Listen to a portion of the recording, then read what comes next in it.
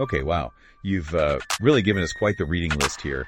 Articles, excerpts, even some of your own notes. You're really getting into this whole thing about how our minds actually grasp knowledge. And I guess whether those processes are kind of fixed or if they're flexible. Yeah, that's a big question, isn't it? It is. So let's dive into this. Yeah. I am already fascinated by this whole idea of epigenesis. Is that how you say it? Yeah, epigenesis. Okay. It sounds like it really kind of shakes things up. Shakes up our assumptions about thinking. What do we have here? Yeah, it totally does. I mean, traditionally there have been a few kind of main theories, about where knowledge actually comes from. And some folks, they thought it just kind of appears out of nowhere. Poof. Just like magic. Yeah, exactly. They call that equivocal generation. Right.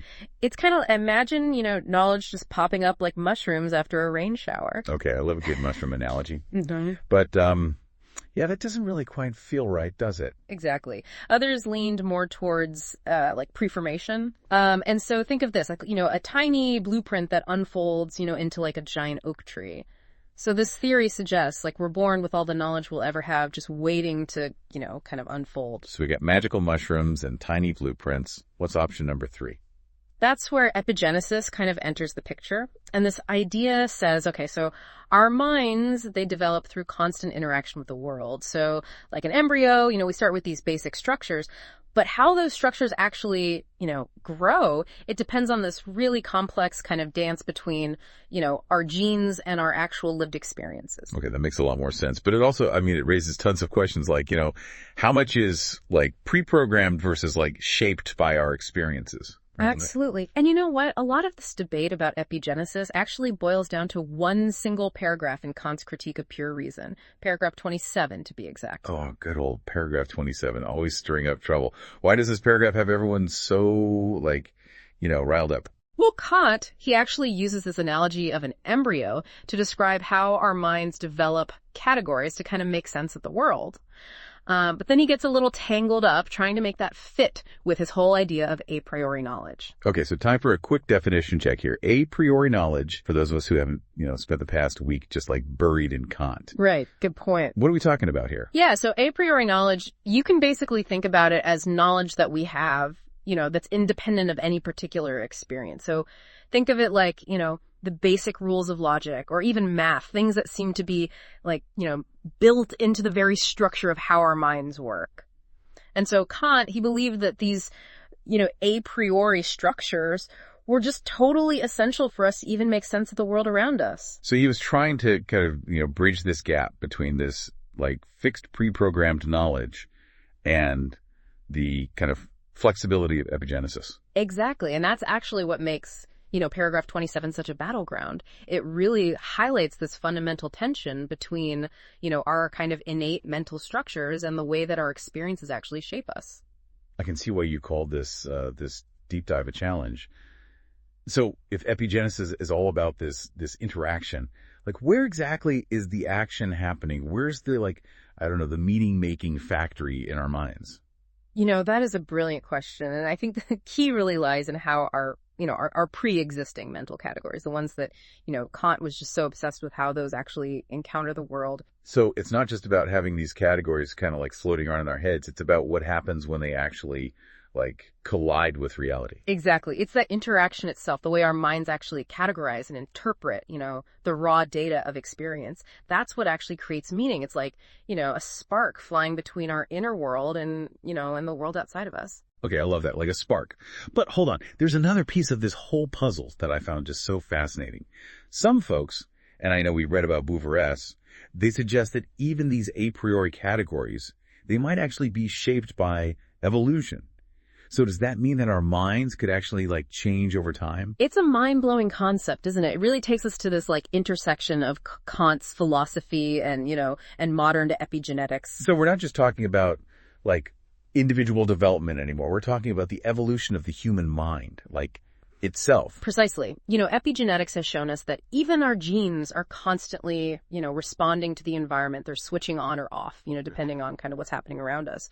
So if our genes can be influenced by experience, then why not our mental categories as well? Whoa. You're really making me think here. Suddenly, this idea of a fixed, unchanging a priori kind of starts to crumble, Right. It opens up this amazing possibility that maybe, truth and understanding, they're not these static kind of concepts, but that they're actually constantly kind of evolving in this incredible dance between, our minds and the world. Okay, this is where things get really meta. Mm-hmm. And speaking of meta, I know you've been, deep in Heidegger lately. Mm-hmm. So where does time actually fit into all of this? Does a changing mind then imply like a different experience of time itself? Now we're really getting to the heart of it. Heidegger, for him, time was like the foundation of everything. He saw it as this fundamental force that just shapes our entire understanding of, a being. Okay, but Heidegger also made this distinction, right, between authentic time and ordinary everyday time. So Yeah. How does that play into this idea of an evolving mind? That's a fantastic observation. And it's where the epigenetic perspective, it could actually offer something truly groundbreaking. So imagine a single continuous flow of time where past, present, and future, they're all constantly kind of shaping each other, right, through this ongoing interaction. And this actually suggests that even our perception of time, it isn't fixed, but that it's like woven into the very fabric of our, evolving minds. Okay, my brain is definitely getting a workout here, but I think I'm starting to see the light. So what does this all mean for us, like practically speaking? Can we actually like use this idea of epigenesis to learn and grow? That is the million-dollar question. Some thinkers, and we read about Foucault and Malabou, they argue that we should just like abandon this whole idea of the transcendental altogether, especially, given what we now know from modern science. It's tempting, right? To just chuck the whole thing out the window and start over? Oh, it definitely has appeal. But I think there's this danger of throwing the baby out with the bathwater, Mm-hmm. We might actually lose something valuable if we just discard the transcendental entirely. So what's the alternative? Is there a way to like reconcile these seemingly opposite ideas? Perhaps what we're seeing is an epigenetic paradigm that's kind of, emerging. One that embraces both the stability of our kind of underlying mental structures and their potential for transformation.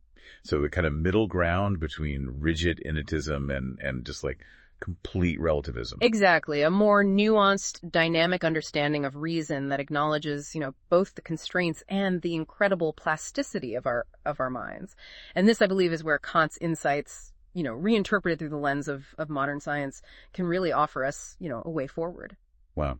We've covered a lot of ground already. We started with a single paragraph in Kant, and we've ended up questioning like the very nature of time and knowledge. And we're just getting started. This deep dive is definitely going to leave us with a lot to think about. But before we jump ahead, let's take a closer look at some of the arguments, for and against ditching the transcendental altogether. What really stood out to you in the source material? It's fascinating because this idea of kind of abandoning the transcendental, it isn't actually new. Critics of Kant, even going back to his own time, they struggled with, the limitations of his framework. They argued that his focus on, a priori categories might actually be a way of kind of sneaking in these, predetermined truths that ultimately hold us back from really understanding the true nature of the world. So they were saying that Kant might be kind of, boxing us in with his categories, Right. preventing us from seeing like the bigger picture. Exactly. And that's actually where figures like Malabou come in. He really pushes us to confront this world without, inherent reason or necessity. A universe where, in a sense, anything is possible. Okay, now we're getting into some deep waters here. But before we get totally swept away, let's pause here for now, and we'll come back to explore Malabou's ideas in a little more detail next time. I have a feeling this is just the tip of the iceberg. Oh, absolutely. Yeah. So picking up where we left off, Malabou, he really throws a wrench into a lot of this traditional thinking. He argues that any attempt to kind of base knowledge on these preset structures, it ultimately just fails. Because those structures themselves, they might just be like, what? Random, arbitrary. Help me out here. That's it. He's saying that those structures, they could have been different. They could change. So for him, the real challenge is embracing the fact that there might not be, any kind of ultimate foundation for our understanding of the world. Okay, my head's spinning a little bit. What does it even mean to like embrace this idea? Does it just lead to chaos? That's a common misunderstanding, Malabou, he's not advocating for a world of just pure randomness. Instead, he's pointing towards a different kind of rationality, one that's open to the possibility of absolute novelty, like events that can't be predicted or explained by our existing, laws or categories. So like a universe where like anything could happen, Yeah. where the rules themselves are just like in constant flux. In a sense, yeah. But it's not about nihilism or giving up on making sense of things, It's about recognizing the limits of our current, ways of thinking and kind of opening ourselves up to the possibility of radical change, both in the world and in our understanding of it. Okay, I think I'm starting to get a glimpse of what he's, driving at. But how does all this connect back to like Kant's idea of epigenesis? They seem like they're coming from totally different planets. That's where it gets really intriguing. While, Meillassoux might seem like he's rejecting Kant, like outright there's this subtle link between their ideas. Remember how, Kant struggled to fit epigenesis with the a priori? Meillassoux is kind of suggesting that we need to rethink the a priori itself, not as a set of these fixed, like unchangeable rules, but as something that kind of emerges and evolves through this interaction with the world. So instead of thinking of the a priori as like this rigid blueprint, we should see it as more, what dynamic? Precisely. More like a set of these, basic building blocks that are themselves subject to change and adaptation. And this is where the connection to modern biology becomes, so important. Epigenetics shows us that the line between nature and nurture, it's way blurrier than we thought. Even our genes, they aren't just these static blueprints, but these dynamic systems, They're constantly responding to environmental cues. Okay, I see the parallels now. So if we apply this epigenetic lens to the a priori, we might end up with a model of reason that is both grounded and flexible. Capable of adapting to new experiences, to new challenges. Exactly. And that's the real power of this, of this epigenetic paradigm, right? It lets us kind of keep hold of Kant's core insight that our minds are actively shaping our understanding of the world, but we can do that without getting, stuck in those limitations of this fixed a priori. I'm really struck by this idea of the a priori as something that can evolve. It really challenges some deeply rooted assumptions about truth and objectivity. It certainly does. And it raises all sorts of fascinating questions about knowledge, ethics, even the meaning of life. It's almost like this epigenetic perspective. It's inviting us to become like co-creators of our own understanding, to actively participate in this, ongoing evolution of reason itself. That's a beautiful way to put it. It really highlights how this paradigm could bridge the gap between the humanities and the sciences. It could lead us to a much more kind of holistic and dynamic understanding of the human mind and our place in the world. This is all incredibly exciting, but yeah. I'm sensing a but coming here. You know me too well. And there's always a but, with complex ideas, but there's also a danger in kind of overemphasizing this flexibility of our minds, right? If we take epigenesis too far, we risk, falling into a kind of radical relativism where anything goes and there are no shared standards of truth or reason. Right. The slippery slope argument. Yeah. So if we question the a priori, do we just end up in a world where like everyone's truth is equally valid and there's just no way to separate sense from nonsense? Exactly. And that's why, finding that balance is so crucial. We need to acknowledge this incredible adaptability of our minds, right? But without just throwing out this idea that there are underlying structures, patterns, principles that kind of guide our understanding of the world. So like a kind of constrained epigenesis. Where we recognize the limits of our flexibility. Precisely. And that's where the insights of both Kant and his critics, they become, invaluable. We need to kind of hold on to this tension between those perspectives, embrace the mystery and the complexity of the human mind without settling for easy answers or dogma. That sounds like a tall order. Yeah. How do we actually navigate this tension in a practical way? How do we cultivate, an epigenetic mindset without losing our grip on reality? Now that's where things get really challenging. And to be honest, there's no one size fits all answer. But I think, a crucial step is cultivating a sense of humility about our own knowledge, to recognize that our perspectives are shaped by our experiences, our backgrounds, even on biology. So like a kind of epistemic humility. Yeah. acknowledging that, that we might be wrong, Yeah. that our truths are always provisional. Exactly. And, that takes a willingness to kind of engage in open and honest dialogue with others, to listen to different viewpoints and be willing to, to change our minds when presented with new evidence or compelling arguments. That ties in beautifully with this idea of epigenesis as this ongoing process of interaction. It's not just our minds engaging with the world, but also our minds engaging with each other. Precisely. And that's where the real potential for growth and transformation lies. When we open ourselves up to the perspectives of others, we create this space for, new ideas and insights to emerge, for our understanding to evolve in ways we just couldn't have imagined on our own. This is almost starting to sound like a recipe for a more just and equitable society, Yeah. It very well could be.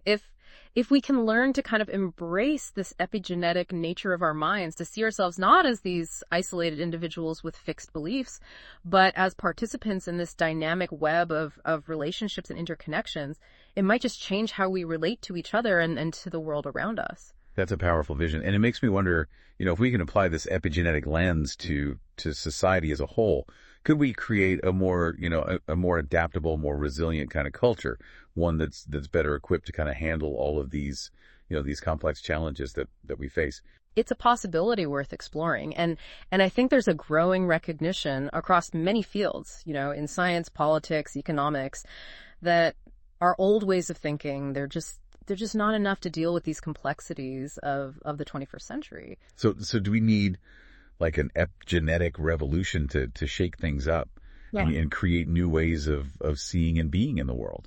Perhaps, but it's important to remember that revolutions, they can be messy, they can be unpredictable. There's no guarantee that embracing this perspective will lead to some kind of utopia. Right. And there's always this risk that, the powerful forces, they'll try to co-opt these ideas, twisting them to serve their own agendas, which might not be, in the best interest of humanity. Yeah, that's the shadow side of any paradigm shift. But I think it's all the more reason to engage with these ideas critically, to explore, their potential benefits, but also to be mindful of their potential pitfalls. So a call for like responsible epigenesis. Yeah. A kind of ethical framework for navigating this new territory. Exactly. We need to be thoughtful about how we apply these insights to make sure that they're used to promote human flourishing and not to, worsen existing inequalities or create new forms of oppression. I'm amazed by how much ground we've covered in this deep dive. We went from these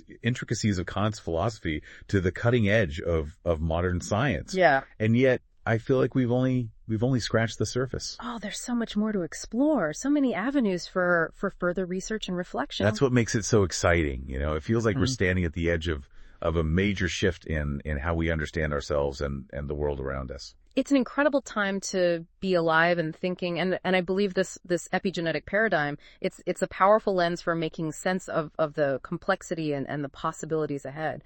I couldn't agree more. I think it all circles back to that initial question that we pose, right? Are our minds fixed or are they flexible? The answer seems to be a resounding both, Absolutely. We are both products of our evolutionary history and active agents in shaping our own becoming. And that realization, it's both humbling and empowering. It certainly is. So for you, our listener, out there in the world grappling with your own questions, the key takeaway here is this. Your mind, it isn't a static thing. It's a dynamic. It's an evolving system. It's capable of growth, adaptation, even transformation. But it's up to you to decide how you want to shape that process. Don't be afraid to challenge your assumptions. Question your beliefs and embrace the possibility of being wrong. That's where true learning and growth happen. Exactly. Stay curious, stay engaged, and, keep those synapses firing. Who knows? Maybe you'll be the one to make that next groundbreaking discovery in this exciting new field of epigenetic thought. The future of reason is in your hands. Now, if you excuse me, I have some more reading to do. Always the scholar. Well, until next time, keep diving deep and keep those minds open. And remember, this journey of understanding, it's never truly over. So, okay, we've talked about, the potential of this whole epigenetic revolution, but also the need for some caution, right? I mean, we don't want to trade one rigid system for another. Yeah, exactly. We have to avoid just swapping out, old dogmas for new ones. The real beauty of this whole epigenetic paradigm is its emphasis on adaptability, on this ongoing learning and growth. So instead of searching for some kind of final absolute truth, are we saying that we're embracing the process of understanding itself? Precisely. We're acknowledging that knowledge is dynamic. It evolves as we interact with the world and with each other. That seems like a pretty radical shift in perspective. I mean, for centuries, philosophers, they've been trying to pin down truth, to find some kind of unshakable foundation for knowledge. Are we saying that they were all wrong? I wouldn't say wrong exactly. More like they were working with a different set of assumptions. Their quest for certainty, it makes sense in a world where knowledge was seen as static, right? Something to be discovered and preserved. But in an epigenetic world, knowledge, it's more like a flowing river. It's constantly changing, adapting to the terrain. Okay, I'm starting to get a sense of the vastness of this. We're talking about a fundamental shift in how we view the world, how we understand ourselves, even how we think about thinking. Yeah, it's a pretty major paradigm shift, no doubt. But, I think it's a shift that's already underway in a lot of ways. Just look at how technology is transforming how we learn and how we access information. The internet has made knowledge so much more fluid, more interconnected than ever before. Right. We're constantly being bombarded with new ideas, new perspectives. It can feel overwhelming at times, but it's also, incredibly exciting. It is. It's like our minds are being, stretched and challenged in these entirely new ways. And I think this epigenetic paradigm, it gives us this framework, right, for navigating this ever-changing landscape. It encourages us to be curious, to question assumptions, to embrace the unknown. So what does all of this actually mean for us on like a personal level? How can we actually cultivate this epigenetic mindset? I think, it starts with curiosity, with a willingness to explore new ideas, to step outside of our comfort zones and really engage with perspectives that challenge our own. That takes courage, doesn't it? To be open to being wrong, to changing our minds. It does, but it's also incredibly rewarding. Because when we let go of this need to be right all the time, we actually open ourselves up to learning and growing in ways that we never even thought possible. So this isn't just like an intellectual exercise. It's about developing like a whole new way of being in the world. Exactly. It's about cultivating this mindset of openness, flexibility, ongoing learning. It's about seeing the world as a place of endless possibility where we're constantly evolving and discovering new things about ourselves and the universe around us. I love that. It's both humbling and empowering at the same time. It is. It reminds us that we're all works in progress, that there's always more to learn, more to discover. And that we actually have the power to shape our own understanding, to participate in this ongoing evolution of reason. Precisely. We're not just, passive receivers of knowledge. We're active co-creators of it. Wow, what a journey this has been. We started with a single paragraph in Kant, and we've ended up, exploring the very nature of knowledge, time, even reality itself. And who knows where this path will lead us next. That's the beauty of an epigenetic perspective, right? It's always open to new possibilities. Well, for you, our listener, I think the takeaway here is this. Embrace the dynamism of your own mind. Don't be afraid to question, to explore, to evolve. The world it's full of wonder, full of mystery. And your mind is the ultimate tool for uncovering it all. So, keep asking those questions, stay curious, and never stop learning. This journey of understanding, it's a lifelong adventure, and it's yours for the taking. Beautifully said. And on that note, we'll leave you to ponder these ideas and see where they lead you. So next time, keep diving deep and keep those minds open.